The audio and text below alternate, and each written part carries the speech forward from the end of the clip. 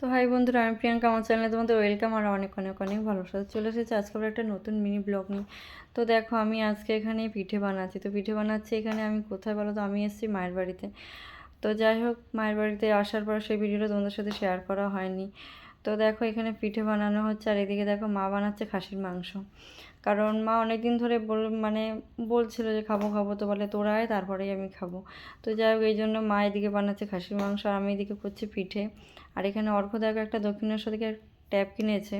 তো যাই হোক, সেই ট্যাপটা তোমাদেরকে দেখাচ্ছে। তো দেখো কত ভালো সেরকমভাবে এটা দেখাচ্ছে। তো যাই হোক, আমি এদিকে পিঠেগুলো তৈরি করতে বসে গেছি আর মা এদিকে মাংসটা বানাচ্ছে। তো দক্ষিণেশ্বরে গেছিলাম, সেই ভিডিও তোমাদের সাথে শেয়ার করব। তো দেখো মা এখানে মাংস কষাচ্ছে। তো আর একটাও কাজ আছে, এগুলো করার পরে আমরা ভাবছি যাবো একটু নদীতে স্নান করতে। তো দেখো নদীতে স্নান করতে চলে এসেছি। তো প্রায় 2 বছর পর আমার শ্বশুরমশাই মারা যাওয়ার পর একটা কালা ওষুধ ছিল, সেটা তোমরা জানো অবশ্যই। তো তার জন্যই ভেবেছিলাম একটা নদীতে একটু স্নান করে নেবো। তো তাই যাই হোক, আজকের স্নানটা হয়ে গেল অবশ্যই। আর তো এটা হলো বজবজ বাবরিয়া নদী।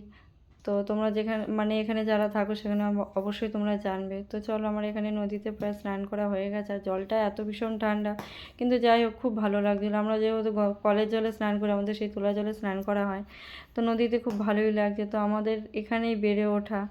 তো যাই হোক, চলো এখন স্নান টান করে এখন চলে যাচ্ছি বাড়ি। তো এই ভিডিওটা কেমন লাগলো কমেন্টে অবশ্যই জানিও বন্ধুরা। টাটা।